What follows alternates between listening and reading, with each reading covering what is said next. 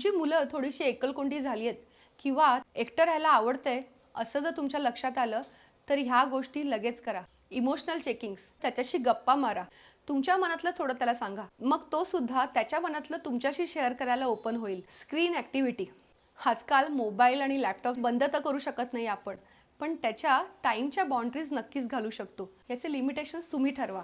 त्यांची रूम, त्यांची private space जरी असली तरी टोटल प्रायव्हसी कधीच अलाउ करायची नाही. आपणही जाऊन बसायचं त्यांच्या रूममध्ये. रुटीन सेट करा. मुलं दिवसभर काय करतायत, स्कूलमध्ये कधी जात आहेत, त्यांचा अभ्यास कधी होतोय, ग्राउंड ॲक्टिव्हिटी किंवा एखादा त्यांचा आवडता खेळ जर त्यांना शिकायला दिलं तर ते त्यांच्यासाठी खूप छान असू शकतं.